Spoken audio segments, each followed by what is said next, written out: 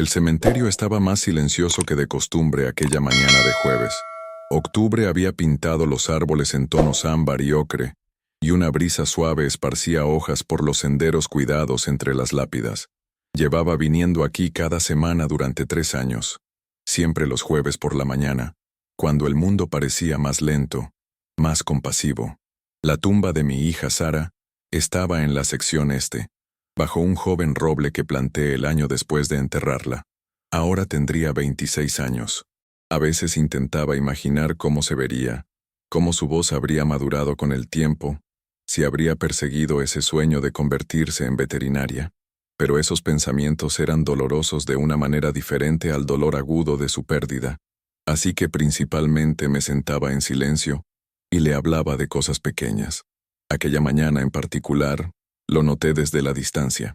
Una figura encorvada sobre la tumba de Sara, con los hombros temblando con lo que inmediatamente reconocí como la manifestación física de un dolor profundo. Mi primera reacción fue confusión, luego un destello de protección territorial. Este era mi espacio, mi dolor, mi hija. ¿Quién era este extraño invadiendo nuestra comunión privada? A medida que me acercaba, pude ver que era un hombre mayor, quizás de 70 años, vestido con ropa que había visto días mejores. Su chaqueta estaba raída en los codos, sus zapatos gastados y remendados. Su cabello gris estaba despeinado, y sus manos curtidas temblaban mientras descansaban sobre la lápida de Sara. Lloraba en silencio, el tipo de sollozos profundos y desgarradores que vienen de un lugar más allá de la simple tristeza. «Disculpe», dije, mi voz más cortante de lo que pretendía. «¿Puedo ayudarlo en algo?» Se sobresaltó girándose para mirarme con ojos enrojecidos llenos de tanto dolor que instintivamente di un paso atrás. Por un momento, solo nos miramos el uno al otro, dos personas unidas por el dolor de maneras que aún no comprendía. «Lo siento mucho», tartamudeó, secándose el rostro con una manga. No quise perturbar nada. «Me iré». Pero algo en su expresión me impidió simplemente verlo marcharse. Había reconocimiento allí, y reverencia, y algo que parecía casi como culpa. «Espere», dije, más suave ahora. «¿Conoció a mi hija? ¿A Sara?» Se quedó inmóvil, y una nueva oleada de lágrimas rodó por sus mejillas curtidas. «Sí», susurró, aunque ella nunca supo quién era yo realmente. Sentí que mi corazón comenzaba a latir con fuerza. En los 3 años desde la muerte de Sara, pensé que había conocido a todos los que habían sido tocados por su breve y brillante vida. El funeral había estado lleno de amigos, compañeros de clase, profesores, vecinos. Pero este hombre era un extraño para mí. «Creo que será mejor que me explique», dije, señalando el pequeño banco cercano en el que solía sentarme durante mis visitas. Asintió lentamente y ambos nos sentamos. Durante un largo momento, no habló. Solo miró la lápida de Sara con una expresión de tal anhelo que dolía presenciarlo. «Me llamo Tomás», finalmente comenzó, su voz áspera por la emoción. «Y he estado viniendo aquí cada jueves durante 3 años, siempre lo suficientemente temprano como para irme antes de que usted llegara. Reconocí su coche por las fotos del obituario, ¿sabe? Sabía a qué hora solía venir. Un escalofrío me recorrió que no tenía nada que ver con el aire de octubre. ¿Ha estado visitando la tumba de mi hija durante 3 años? ¿Por qué? ¿Cómo la conoció siquiera?» Tomás respiró temblorosamente. «No la conocía. No realmente. Solo nos encontramos una vez, durante quizás 10 minutos. Pero esos 10 minutos salvaron mi vida, y he pasado cada día desde entonces deseando haber podido salvar la suya». La historia que me contó salió lentamente, dolorosamente, como fragmentos de vidrio roto siendo extraídos de una herida. Hace 3 años, Tomás había estado viviendo en las calles. Lo había perdido todo en una cascada de infortunios que comenzó con el cierre de una fábrica, progresó a través de un negocio fallido, y culminó en la muerte de su esposa por cáncer. Las facturas médicas habían consumido los pocos ahorros que tenían. Sin familia a la que recurrir y demasiado orgulloso para pedir ayuda, Tomás había terminado sin hogar, durmiendo en refugios cuando podía conseguir una cama, bajo puentes cuando no podía. «Me había rendido», dijo en voz baja, «completamente rendido. Lo tenía todo planeado. Hay un puente, el viejo cruce del ferrocarril en el lado norte de la ciudad. Iba a saltar. Era un jueves por la mañana, temprano, como este. Escuché en silencio atónito mientras continuaba. Estaba caminando hacia allí y pasé por la clínica veterinaria donde su hija era voluntaria. Era temprano, antes de que abrieran, pero Sara estaba allí. Siempre estaba allí temprano. Supe después. Me vio a través de la ventana, y algo debe haberle dicho que necesitaba ayuda. Salió. La voz de Tomás se quebró, y tuvo que hacer una pausa para recomponerse. Salió al frío, esta hermosa joven con los ojos más amables que jamás había visto, y me preguntó si estaba bien. No de esa manera en que la gente suele preguntarles a las personas sin hogar, ya sabe, donde ya se están alejando. Realmente preguntó, como si mi respuesta importara, como si yo importara. Sentí que las lágrimas comenzaban a formarse en mis propios ojos. Esto sonaba exactamente como Sara. Incluso de niña, había poseído una empatía casi sobrenatural, una habilidad para ver el sufrimiento y moverse hacia él en lugar de alejarse. No sé por qué se lo conté, continuó Tomás, pero lo hice. Le conté todo, que iba camino a terminar con todo, que no podía haber otra salida. ¿Y sabe qué hizo? Sacudí la cabeza, incapaz de hablar. Se sentó allí mismo en el bordillo conmigo, con su ropa bonita y lloró. Lloró por mí, un extraño. Luego dijo algo que nunca olvidaré. Dijo, tu historia aún no ha terminado.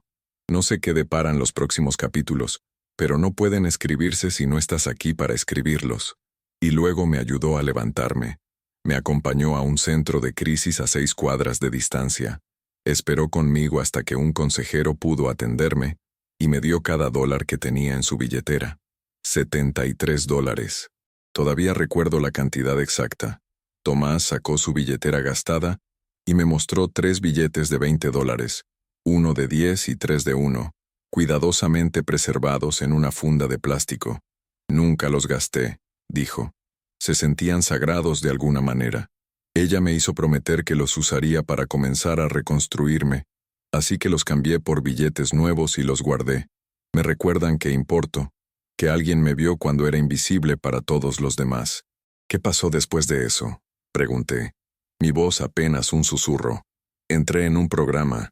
Tomó tiempo, pero me recuperé, aclaré mi mente. Comencé a trabajar en trabajos ocasionales. Ahorré cada centavo. 6 meses después de conocer a Sara, tenía suficiente para una pequeña habitación en una pensión. Un año después estaba trabajando a tiempo completo como conserje en una escuela primaria. Nada elegante, pero era trabajo honesto, y era mío. Hizo una pausa, mirando sus manos. Quería darle las gracias. Volví a la clínica unos meses después de nuestro primer encuentro, pero me dijeron que ella solo era voluntaria allí durante las vacaciones de verano de la universidad. Conseguí su correo electrónico de uno de los otros voluntarios y le escribí una larga carta contándole lo que su amabilidad había significado, pero nunca recibí respuesta. Imaginé que estaba ocupada con la escuela, con su vida. Los jóvenes tienen tanto que hacer. ¿Cuándo se enteró?, pregunté, aunque ya sabía la respuesta. Aproximadamente un año después de que nos conocimos. Vi el informe del accidente en el periódico. No podía creerlo. Esta persona que había salvado mi vida, que me había mostrado que el mundo aún contenía bondad, se había ido. Y era tan joven, 23 años. Me miró con ojos llenos de angustia. Nunca llegué a decirle gracias. Nunca llegué a decirle que me salvó. Y luego me enteré de la peor parte. ¿Qué quiere decir?, pregunté, aunque el temor ya se estaba instalando en mi estómago. Las manos de Tomás temblaban mientras hablaba. El accidente ocurrió un jueves por la mañana, el mismo jueves por la mañana que había planeado encontrarme con ella para tomar un café. Verá, ella sí me había respondido por correo. Encontré el correo en mi carpeta de spam 2 días después de que murió. Lo había enviado meses antes, y nunca lo vi. Decía que me recordaba, que le encantaría saber cómo me estaba yendo, y si podíamos encontrarnos para tomar un café y ponernos al día. Sentí que el mundo se inclinaba ligeramente. Creo que iba camino a encontrarse conmigo cuando ocurrió el accidente, dijo Tomás, su voz quebrándose completamente. La cafetería que sugirió estaba justo en la ruta donde se estrelló. La hora del accidente coincide con cuando se suponía que nos encontraríamos. Me he atormentado durante 3 años preguntándome si estaba pensando en nuestra reunión, si estaba distraída, si mi correo alejó su atención solo por ese segundo crítico. Me senté en silencio atónito, procesando esta revelación. El accidente de Sara había sido declarado simplemente eso, un accidente, un momento de falta de atención, una carretera mojada, una colisión trágica con un árbol. Nunca supimos a dónde iba esa mañana. Habíamos asumido que simplemente se dirigía a clase, pero en cambio, iba a ver a un hombre sin hogar al que había ayudado meses antes, para celebrar su progreso, para continuar siendo el alma compasiva que siempre había sido. No puede culparse a sí mismo, finalmente dije, aunque las palabras se sentían inadecuadas. Sara tomó sus propias decisiones, y la decisión de ayudarlo, de mantenerse en contacto con usted, de reunirse con usted, eso era pura Sara. Lo habría hecho independientemente de cualquier riesgo. Lo sé, dijo Tomás miserablemente. Pero saber no detiene la culpa. Durante 3 años he venido aquí cada jueves, el día que se suponía que nos encontraríamos, y le digo gracias. Le cuento sobre mi vida, sobre cómo me está yendo bien, sobre cómo su bondad se expandió de maneras que ella nunca supo. Le digo que lo siento, tanto, que no pude salvarla de la manera en que ella me salvó. Nos sentamos juntos en silencio durante mucho tiempo, 2 personas que amaban a la misma joven notable, ambas cargando culpa que no merecíamos pero que no podíamos sacudir. Cuénteme más sobre ese día, dije eventualmente. El día que la conoció. Quiero saberlo todo. El rostro de Tomás se suavizó al recordar. Tenía pintura en las manos. Recuerdo haber pensado lo extraño que era eso, en una clínica veterinaria. Se rió y dijo que había estado ayudando a pintar un mural en el pabellón infantil del hospital la noche anterior. Me preguntó si me gustaban los animales, y cuando dije que solía tener un perro, toda su cara se iluminó. Me habló de cada animal en la clínica. Me mostró fotos en su teléfono. Tenía esta forma de hacerte sentir como si fueras la única persona en el mundo, como si tus pensamientos y sentimientos importaran. Sonreí a través de mis lágrimas. Esa era Sara. Coleccionaba las historias de la gente como tesoros. También me habló de usted, agregó Tomás en voz baja, sobre cómo había apoyado su sueño de convertirse en veterinaria, aunque usted había esperado que estudiara medicina. Sobre cómo la había llevado a ser voluntaria en refugios de animales desde que tenía 12 años. Sobre cómo le había enseñado que la bondad no era debilidad, era fortaleza. Se me apretó la garganta. Siempre me había preguntado si Sara sabía lo orgullosa que estaba de ella, si se lo había dicho lo suficiente, si se había sentido lo suficientemente amada. Escuchar que había hablado de mí a otros con tanto afecto alivió un dolor que había llevado desde su muerte. ¿Puedo contarle algo? Dije, un pensamiento cristalizándose en mi mente. ¿Algo que nunca le he contado a nadie? Tomás asintió. La semana antes de que Sara muriera, tuvimos una discusión. Quería tomarse un semestre libre de la escuela para trabajar a tiempo completo en un rescate de animales que estaba a punto de cerrar por falta de financiación. Pensé que era una idea terrible, que debería concentrarse en terminar su carrera. Dijimos cosas duras. Se fue enojada y yo era demasiado terca para llamar y disculparme. Tuve que hacer una pausa. La vieja herida reabriéndose. El día del accidente estaba planeando llamarla. Iba a disculparme, decirle que siguiera su corazón sobre el rescate. Pero esperé demasiado. Iba a llamarla esa tarde, y para la tarde, se había ido. Me he torturado preguntándome si murió pensando que no apoyaba sus sueños, que no entendía su corazón. Tomás extendió la mano y tomó la mía, este extraño que de repente se sentía como la única persona en el mundo que podía entender. Ella sabía, dijo con certeza. En el correo que me envió, mencionó esa discusión. Dijo que entendía sus preocupaciones que venían del amor, que era afortunada de tener una madre que se preocupaba tanto. No estaba enojada, estaba agradecida. Algo se rompió dentro de mí entonces, una represa de dolor y culpa que había estado conteniendo durante 3 años.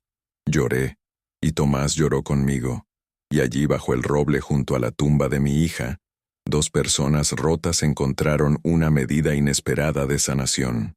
Cuando ambos nos habíamos recuperado lo suficiente para hablar, Tomás dijo, «Quiero mostrarle algo». Sacó su teléfono, viejo y agrietado pero funcional, y me mostró su galería de fotos. Estaba llena de imágenes. Tomás en su trabajo de conserje, sonriendo con niños de la escuela primaria. Tomás en un evento de voluntariado, sirviendo comida en un refugio. Tomás recibiendo una ficha de un año sobrio. Tomás de pie frente a un pequeño edificio de apartamentos, sosteniendo una llave. «Esta es mi vida ahora», dijo. «Cada cosa buena en estas fotos existe gracias a Sara. He estado sobrio durante 3 años.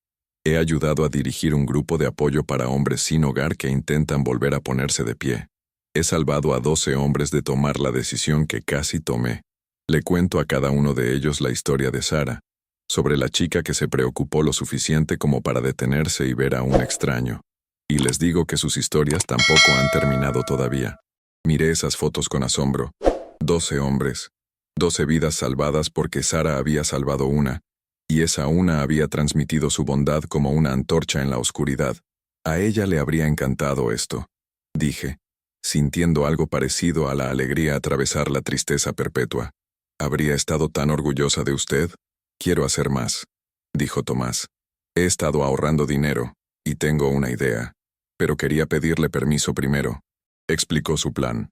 Un fondo de becas en nombre de Sara para estudiantes que persiguen medicina veterinaria y que demuestren compasión excepcional y servicio comunitario. Ya había ahorrado $5,000 para ello, dinero cuidadosamente apartado de su salario de conserje. Quería saber si lo ayudaría a establecerlo, si sería parte de elegir a los destinatarios cada año. No pude hablar por un momento, abrumada por la belleza de ello. El legado de mi hija, viviendo no solo en la memoria, sino en acción, ayudando a futuras generaciones de estudiantes de buen corazón a perseguir sus sueños. Sí, finalmente logré decir. Sí, absolutamente sí. Y igualaré lo que usted contribuya. Lo haremos real, lo haremos sustancial. Hablamos durante horas ese día, Tomás y yo, compartiendo historias de Sara, llorando y riendo en igual medida. Supe que se había enseñado a sí mismo sobre medicina veterinaria en su tiempo libre, leyendo cada libro que podía encontrar, porque lo hacía sentir más cerca de la chica que lo había salvado. Supe que llevaba un diario donde escribía cartas a Sara, contándole sobre su progreso, sus luchas, su gratitud.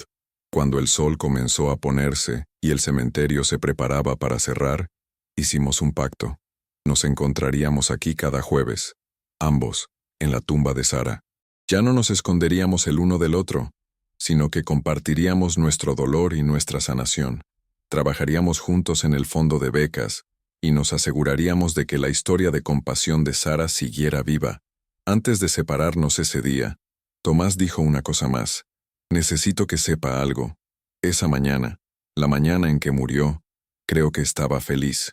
Iba a encontrarse con alguien a quien había ayudado, para celebrar su éxito. Eso era lo que Sara era. Encontraba alegría en la sanación de otras personas. Así que sí, tal vez iba camino a verme, pero iba hacia algo que habría hecho cantar a su corazón. Ese no es un mal último viaje. Tenía razón. Me di cuenta. Sara había muerto haciendo lo que más amaba, presentarse para alguien que la necesitaba, extendiendo bondad, haciendo que alguien se sintiera visto y valorado. Había tragedia en su pérdida, pero también había algo apropiado en cómo su acto final fue uno de compasión. Durante los meses siguientes, Tomás se volvió como familia. Establecimos la beca memorial Sara Martínez, y la primera beneficiaria fue una joven que pasaba sus fines de semana como voluntaria en refugios tanto para animales como para personas. En la ceremonia de premiación, Tomás contó la historia de Sara, y no había un ojo seco en la sala. 3 años después, la beca ha ayudado a 15 estudiantes. Tomás todavía está sobrio, todavía trabajando en la escuela, todavía dirigiendo su grupo de apoyo. Ha ayudado a salvar a 37 hombres y mujeres del borde de la desesperación, cada uno una onda que se extiende hacia afuera desde el único acto de bondad de Sara. Todavía visito la tumba de Sara cada jueves, pero ahora no estoy sola. Tomás y yo nos sentamos juntos, hablamos de nuestras semanas, compartimos actualizaciones sobre los beneficiarios de becas, recordamos a Sara. Lo que comenzó como el peor momento de confrontar a un extraño en la tumba de mi hija, se ha convertido en una de las relaciones más sanadoras de mi vida. A veces pienso en ese correo, el que Tomás casi nunca vio, la reunión que podría haber llevado al accidente de Sara. Podría torturarme con los qué pasaría si las cosas podrían haber sido diferentes, pero elijo verlo de manera diferente. Sara salvó a Tomás, y al hacerlo, salvó a 37 otros. Creó un legado de compasión que tocará a cientos más a través de su fondo de becas. Unió a su madre y a un amable extraño en dolor mutuo que se transformó en propósito mutuo. Un acto de ver a alguien, de detenerse cuando otros pasaban de largo, de preocuparse cuando podría haber sido indiferente. Creó ondas que continúan extendiéndose. La vida de mi hija fue demasiado corta, injustamente corta, pero fue vivida con una bondad tan intencional que su impacto se extiende mucho más allá de sus años. Cada jueves en su tumba, le digo eso. Le digo que su historia aún no ha terminado, que continúa en cada persona que Tomás ayuda, en cada estudiante que apoyamos, en cada momento en que elijo la compasión porque ella me mostró su poder. La verdad que Tomás me dijo sí rompió mi corazón, pero también con el tiempo, ayudó a sanarlo de maneras que nunca esperé. A veces la gracia más profunda viene de las fuentes más inesperadas, de los lugares rotos donde la pérdida y el amor se cruzan, de extraños llorando en tumbas que se convierten en familia unida por el recuerdo compartido de alguien extraordinario. La tumba de Sara ya no es solo un lugar de tristeza, se ha convertido en un lugar de conexión, de propósito, de continuar su trabajo en el mundo. Y cada jueves, dos personas que la amaron de diferentes maneras se recuerdan mutuamente que la bondad nunca muere, solo se multiplica, extendiéndose hacia afuera de maneras que quizás nunca comprendamos completamente, pero que siempre podemos confiar que están haciendo del mundo un lugar un poco mejor, una vida salvada a la vez.